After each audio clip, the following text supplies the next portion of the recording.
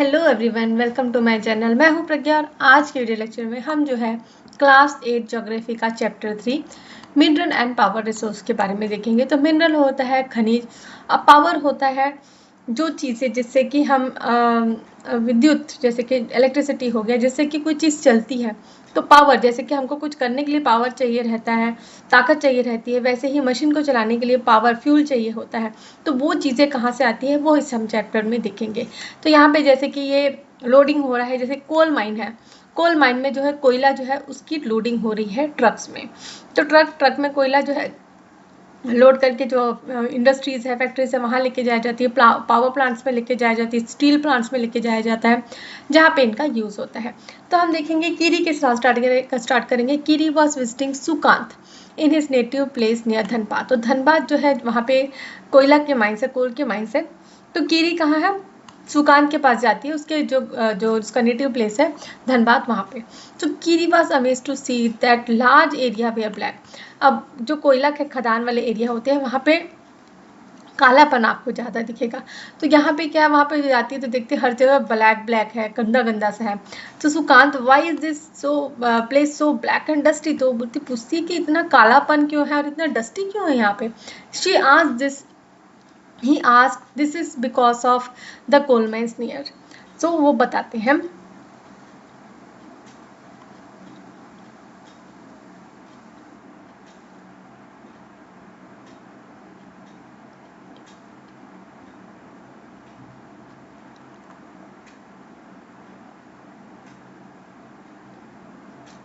तो वहाँ पे वो बताता है this is because of the coal mines nearby. तो वो बताता है, सुकांत उसको बताता है, क्योंकि क्वेश्चन पूछ रही है कि यहाँ पे सब ब्लैक और डस्टी क्यों है। तो सुकांत उसको बताता है कि यहाँ पे कोयला की खदान है पास में, इसलिए जो है यहाँ पे थोड़ा सा, मतलब ये यहाँ पे ब्लैक और डस्टी है। So do you see the trucks, they are carrying mineral coal, replied Sukant. तो सुकांत बोलता है क्या तुम यहाँ पे देख रहे हो ट्रक्स जा रहे हैं? तो ये ट्रक्स क्या लेके जा रहे हैं? कोयला लेके जा रहे हैं, कोल्स लेके जा रहे हैं। What are minerals? She asked Kiri. Sukant replied, have you ever seen a baker baking biscuit? तो यहाँ पे वो पूछती मिनरल्स क्या होता है। तो फिर सुकांत बोलता है कि कभी तुमने बेकर को देखा है बिस्किट बनाते हुए? तो बिस्किट बनाते समय क्या क्या चीज़ों की ज़रूरत पड़ती है? फ्लोर की, मिल्क की, शुगर की। ठीक है, तो आटा डाला जाता है, दूध डाला जाता है, शक्कर डाला जाता है और एग्स भी डाला जाता है, उसको मिक्स कर दिया जाता है एक साथ। While eating the baked biscuit, can you see this ingredient separately? और जब हम बिस्किट खाते हैं तो हम कभी सोचते हैं हम कि इसमें क्या क्या डला हुआ है, या फिर उसमें जो चीज़ें डली हुई है हम उसको देख नहीं सकते, अब अलग नहीं कर सकते, बस हम बिस्किट खा लेते हैं, उसमें जो आटा डला है, शक्कर डला है, उसके बारे में हम नहीं सोचते। Just and the biscuit there are number of things that you cannot see. Rocks on this earth have several materials called minerals mixed in them. जैसे कि हम बिस्किट में कोई चीज़ें नहीं देख सकते, आटा नहीं देख सकते, सब मिक्स हो गया है, अब मिक्स हो गया, कुछ एक पर्टिकुलर चीज़ बन चुकी है। वैसे ही जो अर्थ है, उनके जो पत्थर है, रॉक्स है, जो यहाँ जो मिट्टी मिलती है, रॉक्स मिलती हैं, उसमें बहुत सारे मटेरियल्स मिले हुए होते हैं और इन्हीं मटेरियल्स को क्या कहा जाता है? मिनरल्स कहा जाता है। So this minerals are scattered throughout the earth crust. तो यहाँ पे हर एक जगह पे अर्थ के जो जितनी भी जगह है, अलग अलग जगह में अलग अलग तरीके के मिनरल्स पाए जाते हैं। सो इन मिनरल्स के बारे में हमको इस चैप्टर में पढ़ना है। So the naturally occurring substance that has definite chemical composition is called mineral.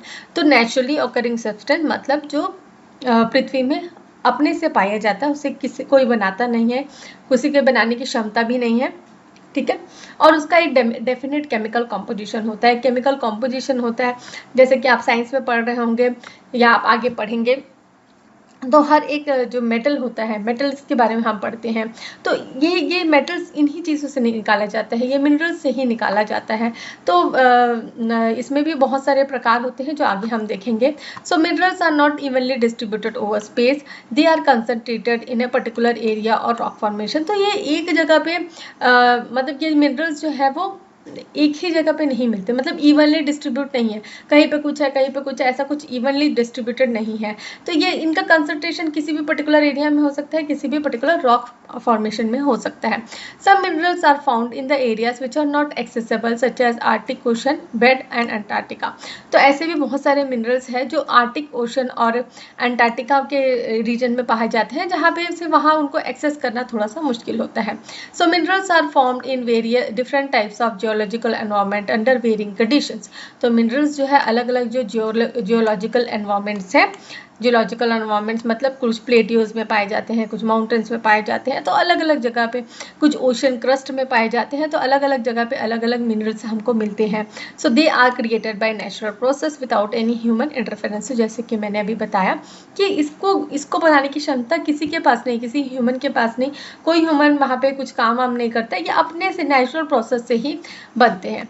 They have been identified on the basis of physical property, और उनकी जो फिजिकल प्रॉपर्टीज है वो छूने में कैसे हैं, कलर कैसा है, ये सारी चीज़ों के ऊपर डिपेंड करता है उनकी मिनरल का आइडेंटिफिकेशन कि वो कैसे दिखते हैं। तो जैसे कि कलर के ऊपर, कौन सा कलर है, जैसे ब्लैक है तो कोयला है, अगर रेडिश कलर का आपको दिखेगा तो आयरन ओर है, ब्लू कलर का आपको दिखेगा तो कॉपर का ओर है। तो डेंसिटी कैसी है उसकी, छूने में हार्ड है, हार्डनेस कैसी है, डेंसिटी मतलब घनत्व कितना है, पोरस है, कैसा है, हार्ड कितना है, हार्डनेस के ऊपर डिपेंड करता है। और उसकी केमिकल प्रॉपर्टी कैसी है, केमिकल प्रॉपर्टी मतलब वो बाकी चीज़ों के साथ रिएक्ट कैसे करता है। जैसे कि सॉल्युबिलिटी हो गई, अगर हम उस चीज़ को पानी में, उस मिनरल को पानी में डाल देंगे तो क्या वो घुल जाएगा। जैसे कि हम सॉल्ट यूज़ करते हैं तो सॉल्ट भी एक मिनरल है, सोडियम, ओके, तो हम जब उसको पानी में डालते हो तो क्या है, घुल जाता है। वैसे ही आयरन की रिएक्टिविटी क्या होती है, जब वो ऑक्सीजन के साथ मिलता है तो रिएक्शन करता है, फेरस ऑक्साइड बनाता है। तो ये इसका कलर क्या होता है, रेडिश कलर का होता है। तो आपने देखा होगा जो अगर लोहा बाहर में अगर रखा रहता है तो वो क्या हो जाता है, खासकर बारिश के सीजन में रेडिश कलर का हो जाता है। क्यों, क्योंकि वो वाटर और ऑक्सीजन के साथ रिएक्शन कर देता है। तो इस तरीके की उनकी केमिकल प्रॉपर्टीज भी होती है। सो नेक्स्ट हमको देखना है टाइप्स ऑफ मिनरल्स। मिनरल्स कौन से टाइप्स के होते हैं। So there are over 3000 different minerals. तो कितने मिनरल्स हैं, 3000। तो 3000 से ज़्यादा, ओवर 3000 मतलब 3000 से ज़्यादा डिफरेंट मिनरल्स हैं। On the basis of composition minerals are classified mainly as metallic और नॉन मेटेलिक। तो इनके कॉम्पोजिशन के बेसिस में, इनके रिएक्टिविटी के बेसिस में मिनरल्स को दो भाग में बांटा गया है, मेटेलिक और नॉन मेटेलिक मिनरल। तो मेटेलिक मीन्स जिसका लस्टर है, जो मेटल टाइप का है। जैसे हम क्या जानते हो आप मेटल के बारे में, जैसे कि एक आयरन का रॉड हम लेते हैं तो वो क्या है, मेटल है, ठीक है। तो वैसे ही उसकी डेंसिटी कैसी है, वो कड़ा है, कैसा है, उसके बेसिस में मेटेलिक और नॉन मेटेलिक मिनरल्स डिफाइन होते हैं। सो मेटेलिक मिनरल्स और दो तरीके के होते हैं, एक फेरस होता है, एक नॉन फेरस होता है। तो सबके बारे में हम डिटेल में देखेंगे। So metallic minerals, okay, minerals दो प्रकार के, मेटेलिक और नॉन मेटेलिक। तो metallic minerals contain metal in raw form. तो मेटल्स जो है इसमें रॉ फॉर्म में रहता है। तो metals are hard substance that conduct heat and electricity and have a characteristic lustre और साइन। तो मेटेलिक मिनरल्स क्या होता है, उनके मेटल होते हैं उस मिनरल्स में। मिनरल का मतलब क्या होता है, डिपॉजिट है उसके अंदर, मेटल है उसके अंदर। सो मेटल क्या है, रॉ फॉर्म में होते हैं मेटेलिक मिनरल्स में। और मेटल्स क्या होते हैं, मेटल्स वो हार्ड सब्सटेंस होते हैं जो कंडक्ट करते हैं हीट और इलेक्ट्रिसिटी को। जैसे कि हमारे घर में जो वायर्स हैं उनमें कॉपर की अंदर तारें रहती हैं। तो copper is the best conductor of heat और इलेक्ट्रिसिटी, इसलिए कॉपर को गुड कंडक्टर ऑफ हीट और इलेक्ट्रिसिटी इसलिए उसको यूज़ किया जाता है। और वो चिप भी होता है, इसीलिए दो रीजंस होते हैं। और यहाँ पे उनके जो जब भी मेटल की हम बात करते हैं तो उसमें लस्टर होता है, लस्टर मतलब चमकीलापन रहता है। सो इसमें कौन से आते हैं, आयरन और हो गया, बॉक्साइट हो गया, मैंगनीज और हो गया, are some examples. So metallic minerals में बी फेरस और नॉन फेरस। तो मेटेलिक मिनरल्स तो उसमें भी दो प्रकार के होते हैं, तो फेरस हो सकते हैं या नॉन फेरस हो सकते हैं। तो फेरस क्या होता है, फेरस मिनरल्स लाइक आयरन और मैंगनीज, क्रोमाइड्स कंटेन आयरन। तो ऐसे मिनरल्स जिनके अंदर आयरन होता है, फेरस Fe जो है आयरन का साइन होता है। अगर हम केमिस्ट्री में जाएं तो केमिस्ट्री तो आप कहीं ना कहीं आपने सुना होगा क्योंकि आप 8th क्लास में हैं। तो केमिस्ट्री में हम जब जाते हैं तो आयरन हर एक मेटल का साइन होता है उनका। तो आयरन का साइन क्या होता है, Fe होता है। तो फेरस मिनरल क्या होता है, आयरन और मैंगनीज और क्रोमाइड, जिसमें क्या होता है, आयरन का कॉन्टेंट होता है। A non-ferrous mineral does not contain iron but may contain other metals like gold, silver, copper, lead. तो non-ferrous mineral क्या होता है, उनमें आयरन का कंटेंट नहीं होता है, लेकिन कुछ अलग दूसरे मेटल्स हो सकते हैं, जैसे कि गोल्ड हो गया, सिल्वर हो गया, कॉपर हो गया या फिर लेड हो गया। तो नॉन मेटेलिक मिनरल्स क्या होते हैं? तो non metallic minerals does not contain metals. तो क्या क्या समझ में आया हमें? मेटेलिक में मेटल्स होते हैं, नॉन मेटेलिक में मेटल्स नहीं होते हैं। फेरस में आयरन होता है, नॉन फेरस में आयरन नहीं होता है। So non metallic minerals do not contain metals. Limestone, mica, gypsum are example of such minerals. तो ऐसे मिनरल्स का क्या एग्जाम्पल है? लाइमस्टोन, माइका और gypsum. So mineral fuels like coal and petroleum are non metallic minerals. तो इसके साथ साथ में जो मिनरल फ्यूल्स हैं, जो कोल और पेट्रोलियम है, जो मोस्टली जो समुद्र वाले एरिया में, ये सब एरियाज में पाए जाते हैं, तो ये मिनरल्स में भी या फिर डेजर्ट्स में पाए जाते हैं, ऑयल वगैरह, तो ये सब मिनरल्स जो है नॉन मेटेलिक मिनरल्स में आते हैं। तो minerals can be extracted bye mining, drilling और क्वेरिंग। तो एक्सट्रैक्शन मतलब मिनरल्स को जमीन से निकाला कैसे जाता है, तो उसके बारे में हमको जानना। उससे पहले यहाँ पे रॉक का डेफिनेशन दिया गया है। A rock is a aggregate of one or more minerals but without definite composition of constitute of mineral. तो रॉक क्या होता है? एक टुकड़ा होता है, ठीक है। इसमें एक से ज़्यादा मिनरल्स हो सकते हैं, इनका कोई डिफरेंट डेफिनेट कॉम्पोजिशन नहीं होता है। So rocks from which minerals are mined. तो जिन रॉक से मिनरल्स निकाले जाते हैं, माइंड किए जाते हैं, उन्हें क्या कहा जाता है? ओर्स कहा जाता है। Although more than 2800 types of minerals have been identified, only 100 are considered ore minerals। तो यहाँ पे 2800 टाइप्स ऑफ मिनरल्स को आइडेंटिफाई किया गया है, लेकिन सिर्फ और सिर्फ 100 को ओर मिनरल्स कहा जाता है। तो कितने प्रकार के अपने पास मिनरल्स है? 2800, और जिसमें से आइडेंटिफाई कितने को किया गया है? सिर्फ और सिर्फ 100 को। सो अब हम देखेंगे एक्सट्रैक्शन। अब जब हमने ये तो जान लिया कि मिनरल्स जो है वो अर्थ में पाए जाते हैं, तो अर्थ में पाए जाते हैं, तो अब उनको निकाला कैसे जाएगा? कौन से प्रोसेस से निकाला जाएगा? तो माइनिंग, ठीक है। माइंस होते हैं, माइंस के बारे में आपने सुना होगा। ड्रिलिंग, टुकड़ा टुकड़ा में तोड़ के, उसके बाद क्वेरिंग। तो सबके बारे में हम देखेंगे। तो माइनिंग भी ओपन कास्ट माइनिंग होती है और शाफ्ट माइनिंग होती है। सो द फर्स्ट देखेंगे, the process of taking out minerals from rocks buried under the earth surface is called mining. तो जो भी प्रोसेस है, ठीक है, फर्स्ट हमको माइनिंग के बारे में देखना है। तो अर्थ के अंदर जो रॉक्स में जो ये मिनरल्स छुपे हुए होते हैं, the process of taking out, ठीक है, टेकिंग आउट मतलब निकालना उन मिनरल्स को रॉक से, जो कि अर्थ के सरफेस के अंदर है, उन्हें क्या कहा जाता है? माइनिंग कहा जाता है। तो minerals that lie at shallow depth are taken out by removing the surface layer, this is known as open cast mining. तो जो मिनरल्स जो थोड़े धरती के अंदर होते हैं, अर्थ के थोड़े अंदर होते हैं, शैलो डेप्थ मतलब थोड़ा सा अंदर, ज़्यादा एकदम गहरा भी नहीं, शैलो डेप्थ में होता है, तो क्या किया जाना पड़ता है? तो ऊपर का जो लेयर होता है उसे क्या हटाना पड़ता है। उसके बाद जो है हम मिनरल डिपॉजिट के पास जाते हैं और वहाँ से वो मिनरल्स को निकाला जाता है। तो इसे क्या कहा जाता है? Open cast mining. क्या कहा जाता है? Open cast mining. So deep bores called shaft, so deep bores called shaft have to be made to reach the mineral deposits that lie at great depths। और ये जब शैलो डेप्थ की बात कर रहे हैं तो हम ओपन कास्ट माइनिंग बताया, मैंने आपको ओपन कास्ट माइनिंग बताया। और जब जो मिनरल्स है वो बहुत अंदर डीप में है, अर्थ के अंदर में है, तो इसके लिए क्या किया जाता है? बोर्स, डीप बोर्स किए जाते हैं, मतलब डीप गड्ढे किए जाते हैं और वहाँ से जो फिर मिनरल को निकाला जाता है। तो इसे क्या कहा जाता है? Shaft mining. क्या कहा जाता है इस प्रोसेस को? Shaft mining. So petroleum and natural gas occur far below the earth surface. So petroleum और जो नेचुरल गैस है, ठीक है, नेचुरल गैस जो CNG वगैरह होती है, तो वो बहुत ही अर्थ के सरफेस के बहुत ही अंदर होती है। तो deep wells are bored to take them out, this is called drilling. और बहुत ही गहरे कुएं इनके लिए खोदे जाते हैं, और इसको क्या कहा जाता है? इस प्रोसेस को क्या कहा जाता है? ड्रिलिंग कहा जाता है। क्या कहा जाता है? Drilling. Minerals that lie near the surface are simply dug out by the process called quarrying. और जो मिनरल्स जो जमीन के सतह पे ही होते हैं, उनको सिंपली क्या है? खोद के निकाला जाता है, और इसको क्या कहा जाता है? क्वेरिंग कहा जाता है। सो ऑफ शोर ड्रिलिंग ऑफ माइन, तो ये ड्रिलिंग है माइंस की, ऑयल की। सो अब हमको देखना है डिस्ट्रीब्यूशन ऑफ मिनरल्स, कौन से मिनरल्स कहाँ पे लोकेटेड है। तो पहले डू यू नो ले लेते हैं हम। So you can always tell if a rock contains copper because the rock looks blue in colour. तो जब एक रॉक जो है वो ब्लू कलर में दिखता है, तो इससे आपको समझ जाना चाहिए वो जो रॉक है उसके अंदर जो है कॉपर कंटेंट है। सो डिस्ट्रीब्यूशन देखेंगे, mineral occurs in different types of rocks. तो मिनरल्स जो है, जैसे कि हमने अभी जान लिया है, अलग अलग टाइप के रॉक्स में अलग अलग प्रकार के मिनरल्स हमको मिलते हैं। तो some are found in igneous rock, some are metamorphic rock and while others in sedimentary rock. अरे ये कौन सा वर्ड आ गया, इग्निशियस, मेटामॉर्फिक और सेडिमेंट्री पढ़ा है क्या हमने? यस, हमने ये चीज़ें जो है क्लास 7 में पढ़ी हुई है, इसलिए स्टेप बाय स्टेप हम आगे बढ़ते हैं। इसलिए 6 का जानना जरूरी है 7 से पहले, 7 का जानना जरूरी है 8 के पहले। अगर आपने 7 की पढ़ाई अच्छे से नहीं की है तो आपको समझ में नहीं आएगा इग्निशियस, मेटामॉर्फिक और सेडिमेंट्री रॉक क्या होता है।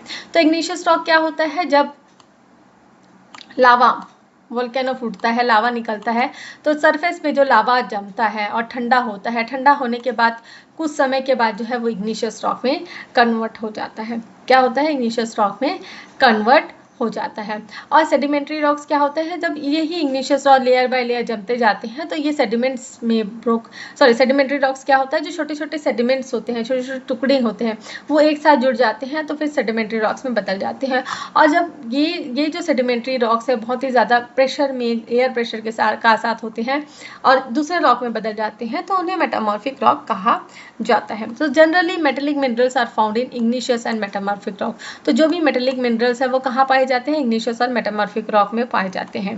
That metamorphic rock formation that form large plateaus. तो जो लार्ज प्लेट्यूज होते हैं ये हम पहले भी पढ़ चुके हैं। जो प्लेट्यू एरिया होता है, जब हमने लैंड फॉर्म्स पढ़ा था तो प्लेट्यू एरियाज में मिनरल डिपॉजिट ज़्यादा आपको पाए जाते हैं, वो भी कौन से, metallic mineral. So iron ore in north Sweden, copper and nickel deposit in Ontario, Canada, iron, nickel, chromites and platinum in South Africa are example of mineral deposit found in igneous और metamorphic rock। तो ये कुछ examples हमको दिए गए हैं। Sedimentary rock formation of plains and young fold mountain contain non-metallic rocks। तो जो sedimentary rocks है वहाँ पे अपने को क्या मिल देगा, non-metallic minerals मिलते हैं, जैसे कि limestone हो गया। So limestone deposit of Caucasus region of France, manganese deposit of Georgia and Ukraine, phosphate bed of Algeria are some examples। So कुछ examples हमको दिए गए हैं non metallic minerals के। So mineral fuels such as coal and petroleum are found in sedimentary strata। तो sedimentary strata मतलब जो sedimentary layers हैं वहाँ पे हमको coal और पेट्रोलियम के डिपॉजिट मिलते हैं। तो हमको अलग अलग रीजन्स में, अलग अलग जो रीजन्स है उसमें डिपॉजिट्स को देखना है, मिनरल डिपॉजिट्स को देखना है। तो सबसे पहले हम एशिया के बारे में देखेंगे। एक बार फिर आप रिमाइंड कर लीजिए कि कौन से कॉन्टिनेंट्स कहाँ पे हैं। तो ये आपका ऑस्ट्रेलिया है, ये आपका एशिया है, ये आपका यूरोप है, ये आपका अफ्रीका है, ये नॉर्थ अमेरिका और ये साउथ अमेरिका। वेरी इंपॉर्टेंट, हमेशा जो है हमको हमारे दिमाग में ज्योग्राफी पढ़ते समय मैप जो है बहुत ही क्लियर होना चाहिए। So China and India have large iron ore deposit. तो चाइना और इंडिया में जो है बहुत ज़्यादा आयरन के डिपॉजिट्स हमको मिलते हैं। तो आयरन का डिपॉजिट हमारे छत्तीसगढ़ में भी मिलता है, जैसे कि बस्तर वाले एरिया में हो गया।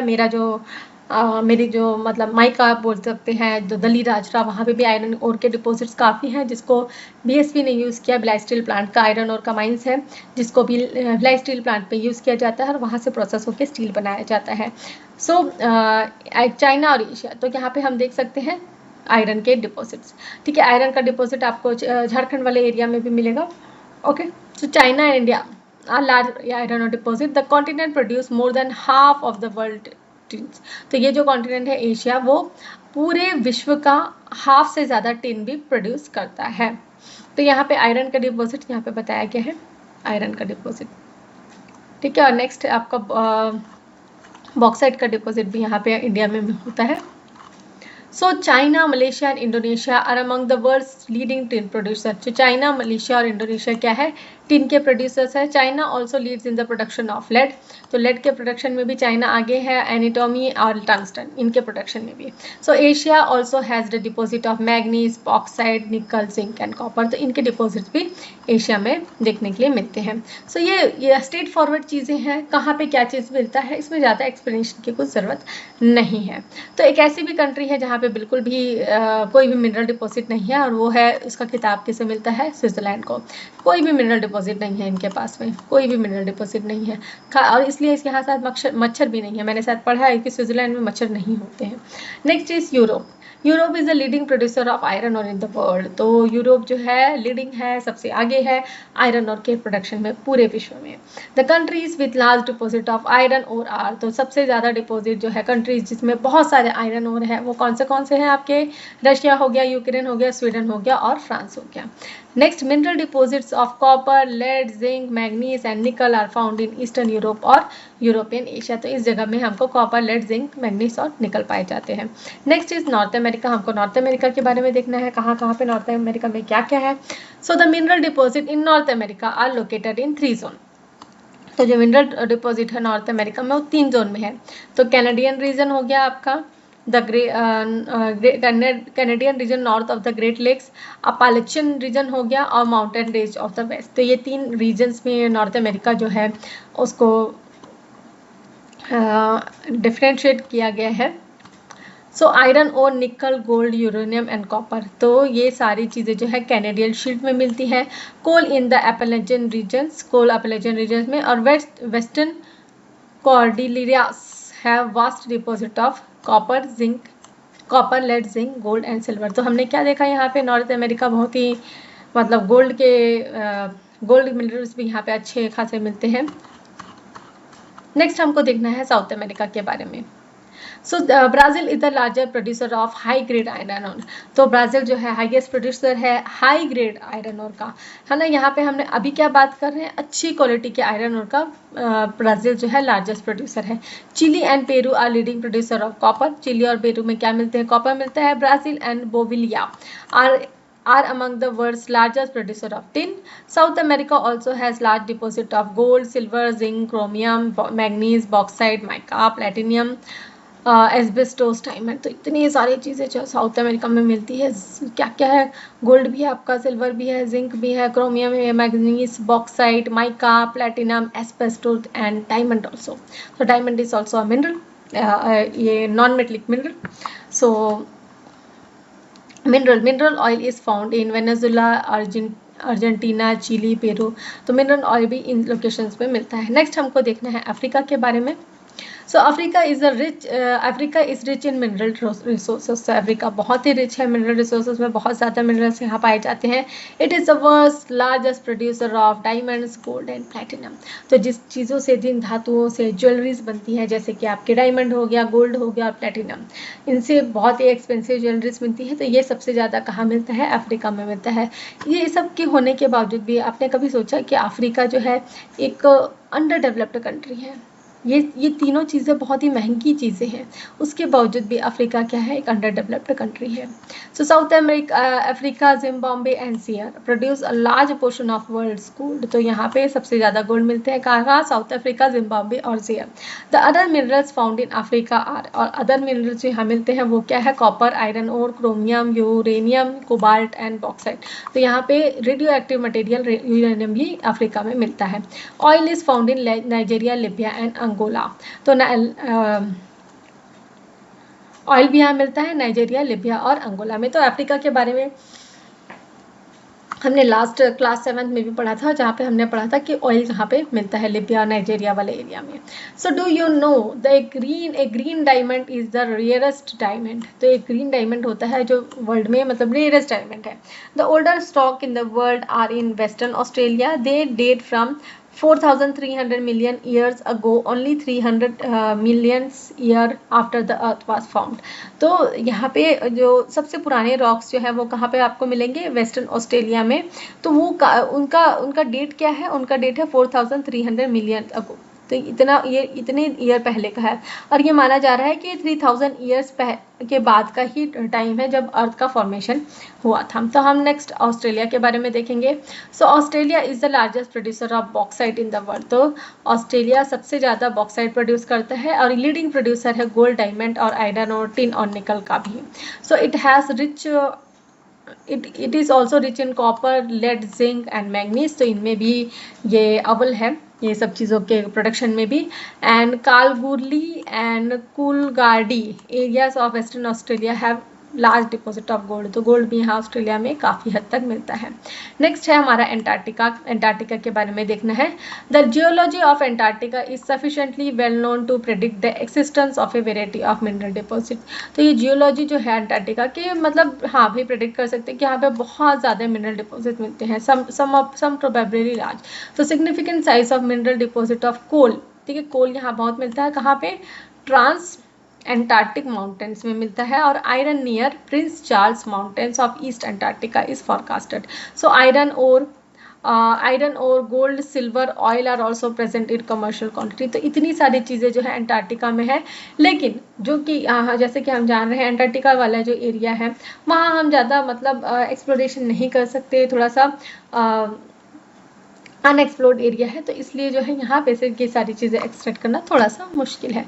नेक्स्ट जो है हमको देखना है यूजेस ऑफ मिनरल्स, उसके बाद देखना है कंजर्वेशन, पावर रिसोर्स, काफ़ी कुछ यहाँ पे हमारा बचा हुआ है, तो ये हम नेक्स्ट वीडियो लेक्चर में कवर करेंगे। ऑलरेडी 24 मिनट्स तो ऐसे ही हमारे हो चुके हैं लेक्चर में, तो जो बाकी का जो पार्ट है हम नेक्स्ट वीडियो लेक्चर में कवर करेंगे। मैं आशा करती हूँ कि आपको ये वीडियो समझ में आया है। वीडियो समझ में आया है तो वीडियो को लाइक शेयर करें, कमेंट करके बताएं कि वीडियो कैसा लगा, और अगर मेरे चैनल के वीडियोस आपको पसंद आते हैं तो चैनल को सब्सक्राइब कर लीजिए, बेल नोटिफिकेशन को भी ऑन कर लीजिए, ताकि जब भी मैं नए वीडियोस डालूँ तो आपको नोटिफिकेशन मिल सके। अगर आपको किसी टॉपिक पर डाउट है, आप चाहते हैं मैं किसी पर्टिकुलर टॉपिक में वीडियो बनाऊँ, तो भी आप मुझे कमेंट कर सकते हैं, मैं ज़रूर उस टॉपिक में वीडियो बनाऊँगी। Thanks for watching.